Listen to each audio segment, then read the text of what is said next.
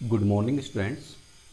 Last video में हमने discuss किया था कि सिस्टम ऑफ लीनियर इक्वेशंस, यानी कुछ हमें इक्वेशंस गिवन हो, लीनियर रैखिक समीकरण, सो हम कैसे ये क्लासिफाई करेंगे, कैसे पता करेंगे कि जो सिस्टम है इक्वेशंस का वो कंसिस्टेंट मीन्स संगत है या इनकंसिस्टेंट असंगत है।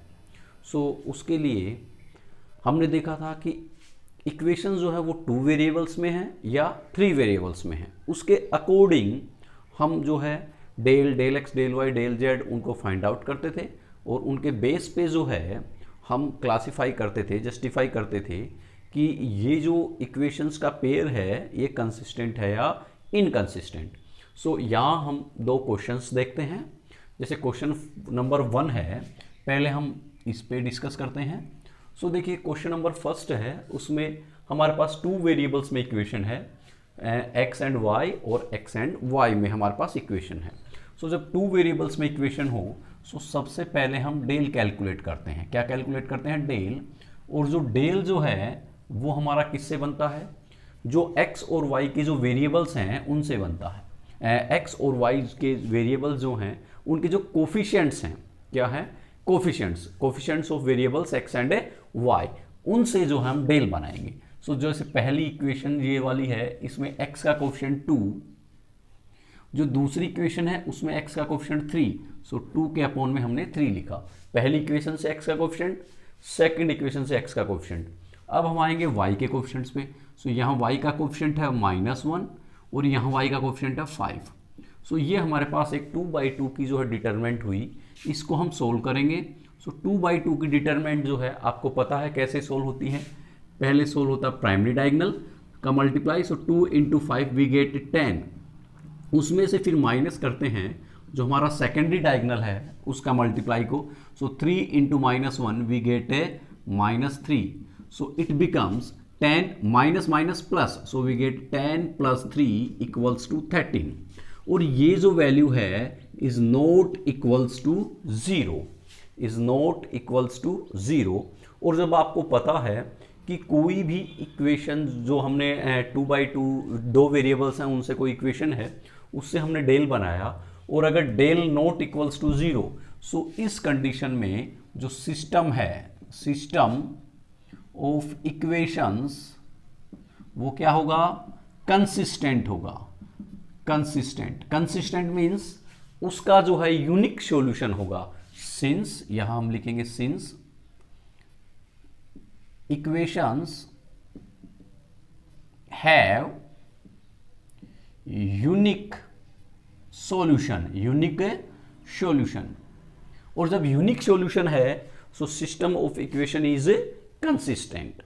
एक चीज और भी है कि अगर जो है वो ये जो है यूनिक सॉल्यूशन है, इसका मतलब साथ ही साथ वो जो इक्वेशंस हैं वो क्या होंगी? इंडिपेंडेंट होगी। सो इक्वेशंस हैव यूनिक सॉल्यूशंस और ये साथ ही साथ क्या होंगी? इंडिपेंडेंट होंगी। सो इसके लिए सिस्टम ऑफ इक्वेशंस ये जो है क्या होगा? कंसिस्टेंट मीन्स संगत होगा। सो ये हमारा फर्स्ट क्वेश्चन यही फिनिश हुआ, क्योंकि हमें सिर्फ और सिर्फ उसकी जो है नेचर बतानी थी। नेक्स्ट आते हैं हम क्वेश्चन नंबर 2। इसमें हमारे पास वही 2 वेरिएबल्स हैं। सो इससे भी हम अगर डेल जो है जो वो जनरेट करें, सो x का कोफिशिएंट 1, सेकंड इक्वेशन में x का कोफिशिएंट 4, फिर y का कोफिशिएंट 2, यहाँ y का कोफिशिएंट 8। इसको अगर हम सोल्व करें, सो पहले प्राइमरी डायगोनल 1 × 8 वी गेट 8, उसमें से माइनस करेंगे सेकेंडरी डायगोनल का मल्टीप्लाई 4 × 2 = 8, सो वी गेट 0। अब देखिए अगर 2/2 की कोई डिटरमिनेंट है, उसका जो वैल्यू है वो 0 आ जाए, सो अभी हम ये नहीं कह सकते कि वो कंसिस्टेंट है या इनकंसिस्टेंट। फिर इसके लिए हम क्या करेंगे? डेल एक्स और डेल वाई की वैल्यू फाइंड आउट करेंगे।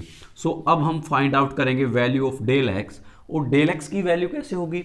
देखिए जो ओरिजिनल हमारी जो डेल थी उसमें हमने फर्स्ट कॉलम जो वो जनरेट किया था एक्स के कोफिशिएंट से, सेकंड कॉलम जनरेट किया था वाई के कोफिशिएंट से।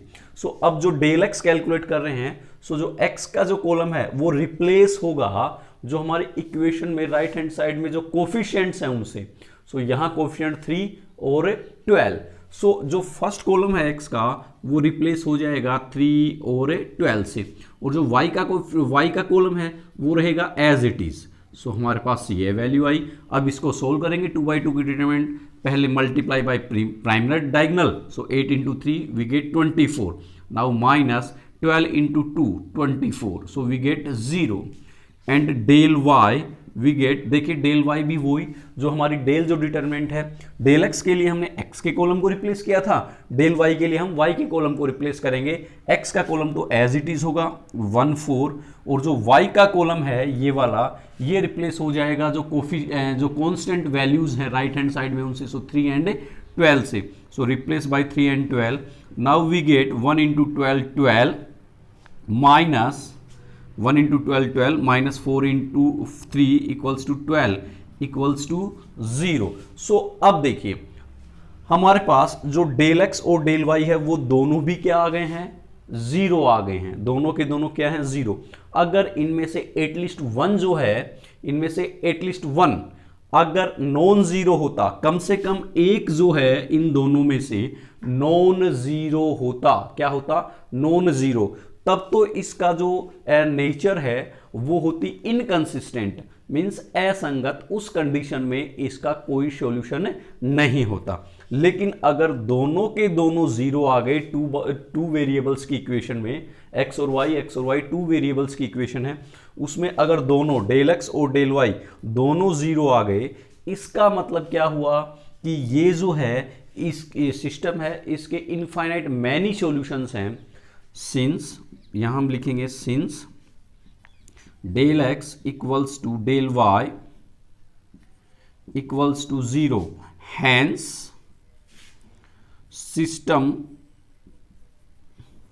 Of linear equations have infinite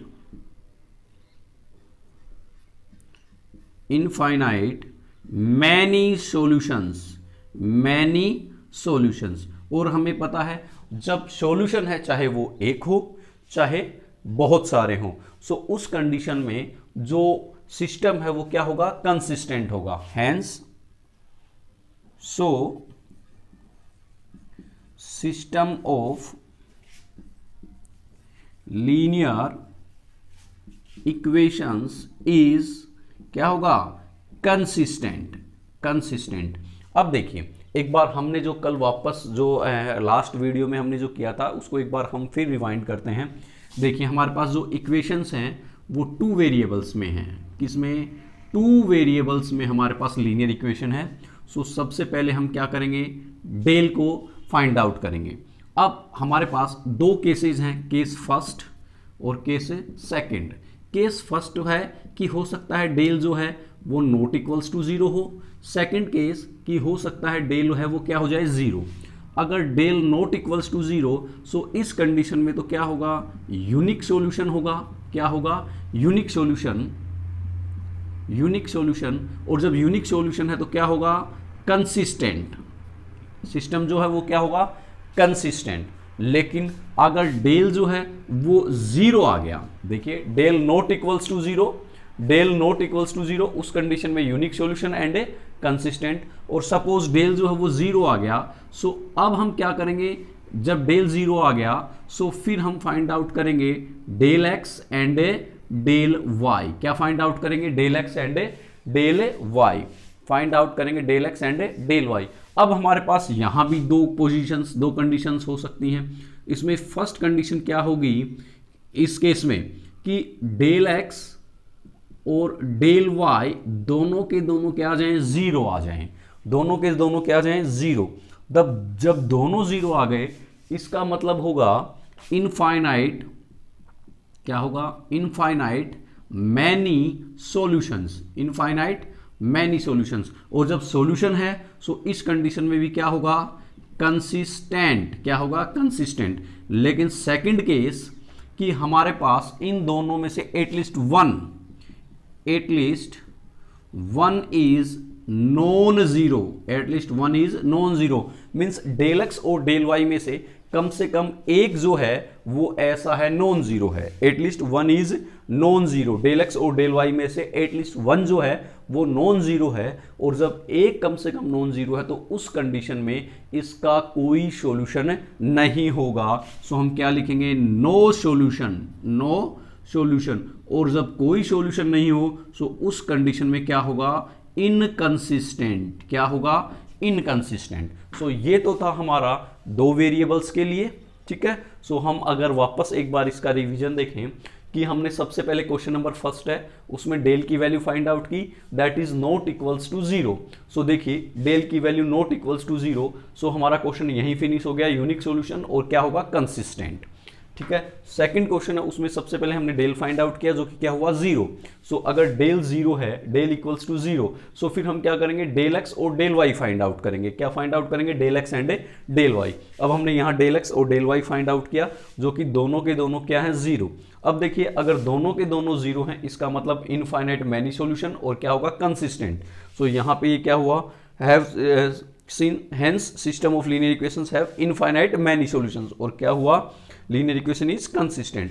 लेकिन अगर इन दोनों में से डेल एक्स और डेल वाई में से कम एक जो है वो नॉन जीरो है, सो उस कंडीशन में क्या होगा, नो सॉल्यूशन और इनकंसिस्टेंट।